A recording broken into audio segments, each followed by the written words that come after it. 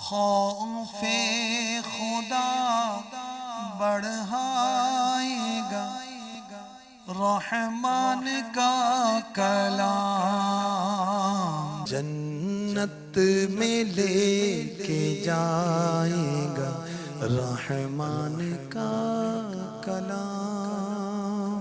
الحمدللہ رب العالمین والصلاة والسلام على سید المرسلین، اما بعد فاعوذ باللہ من الشیطان الرجیم، بسم اللہ الرحمن الرحیم، الصلاة والسلام علیک یا رسول اللہ وعلى آلک واصحابک یا حبیب اللہ، الصلاة والسلام علیک یا نبی اللہ وعلى آلک واصحابک یا نور اللہ۔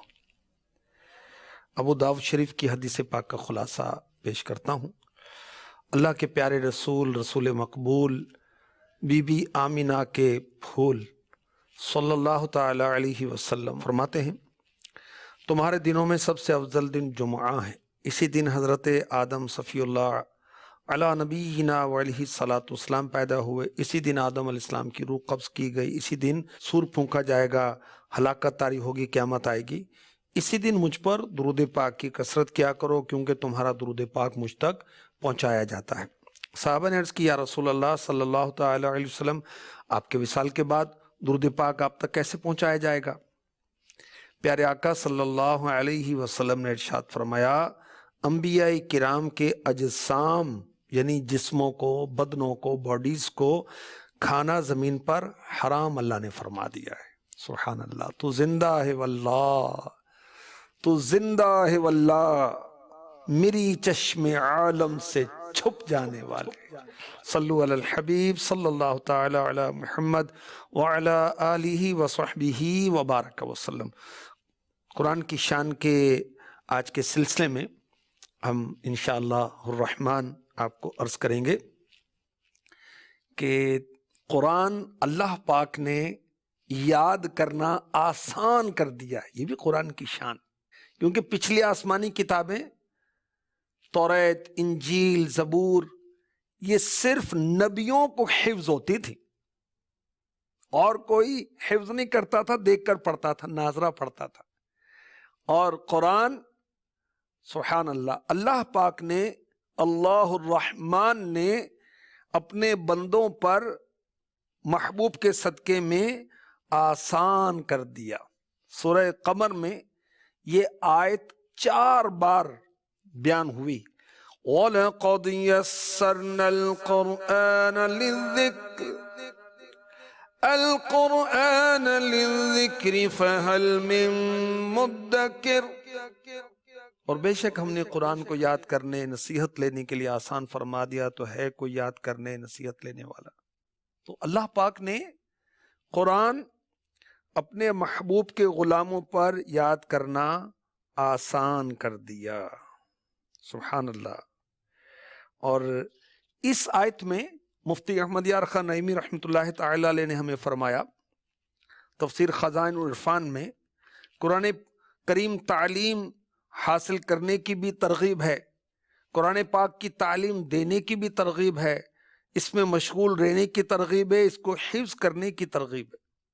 اور جو قرآن پاک یاد کرنے کی کوشش کرے گا، اللہ پاک اس کی مدد فرمائے گا۔ قرآن کا حفظ کرنا اللہ پاک نے سہل فرما دیا، ایزی کر دیا، آسان کر دیا۔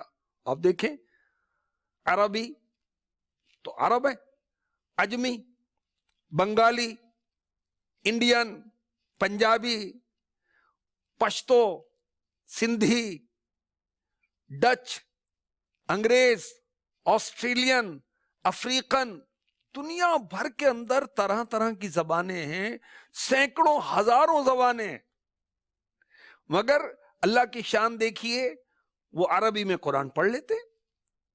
الحمدللہ بنگلہ دیش ہم گئے تھے مدنی قافلے میں، بنگلہ زبان والے اتنی زبردست تلاوت کرتے، اس طرح انگریز بھی کرتے جو مسلمان ہیں۔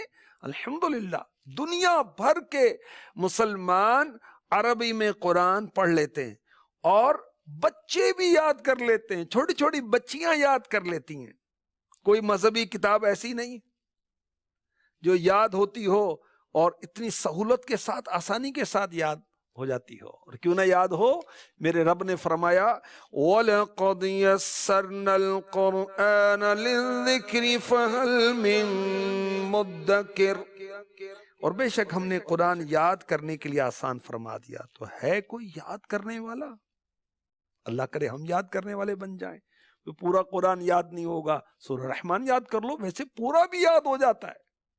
سورہ رحمان یاد کر لیں، سورہ یاسین یاد کر لیں، اللہ نے آسان فرما دیا ہے. سورہ ملک یاد کر لیں، اللہ نے آسان فرما دیا ہے. سبحان اللہ.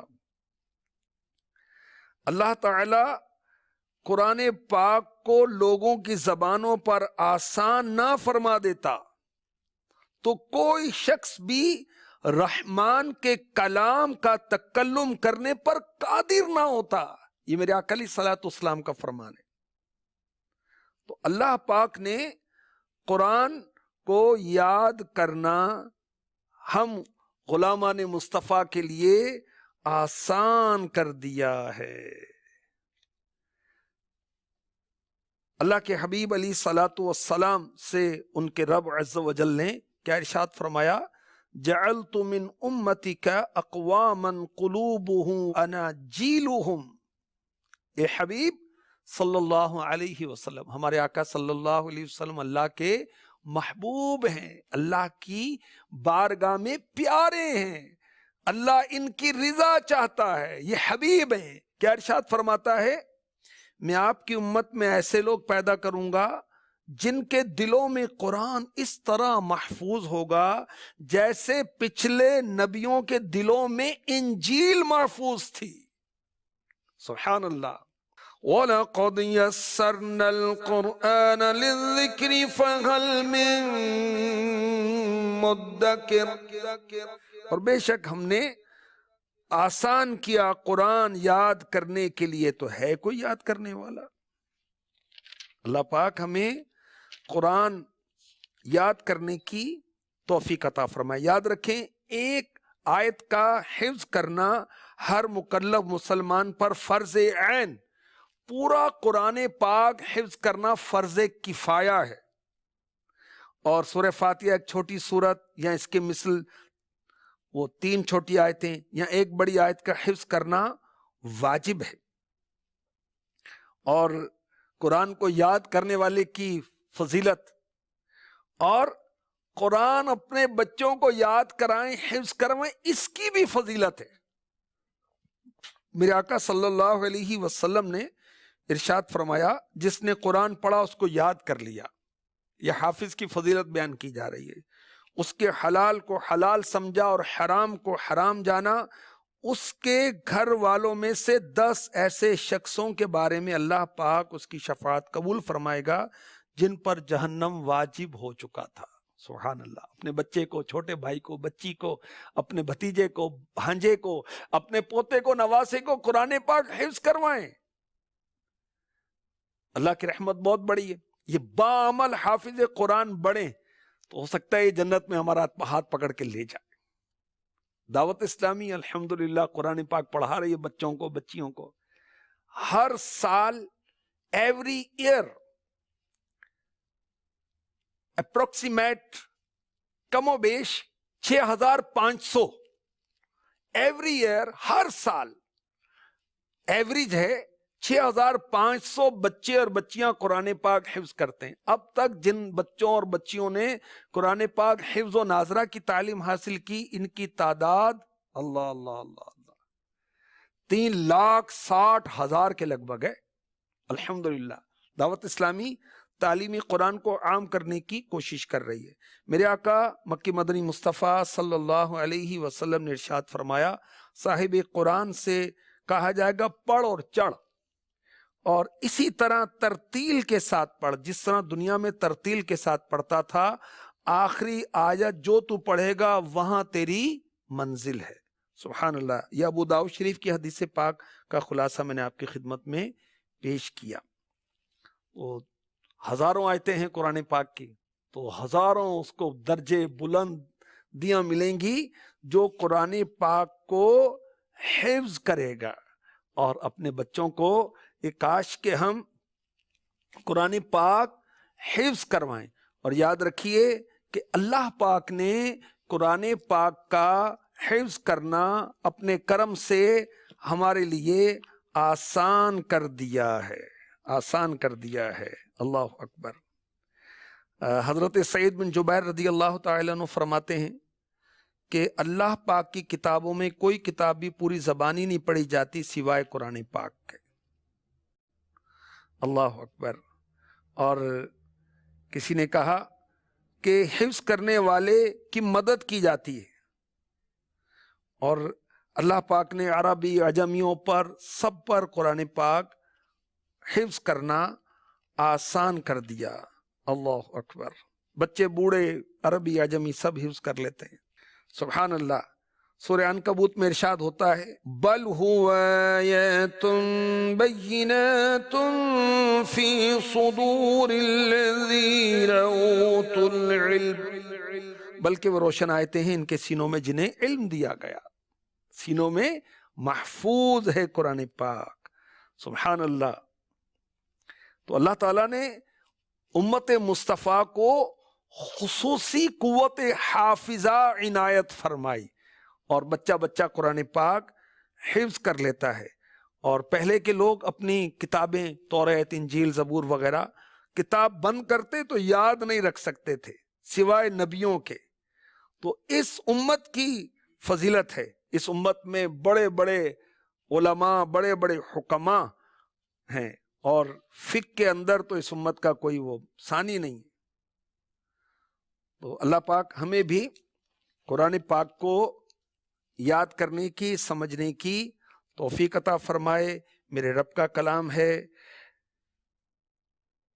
کلام خدا قرآن کی شان، ہے کلام خدا قرآن کی شان، ہے یہ وحی خدا قرآن کی شان، ہادی و رہنما قرآن کی شان، دوری ہو ہر وبا قرآن کی شان، ہے شفا ہی شفا قرآن کی شان.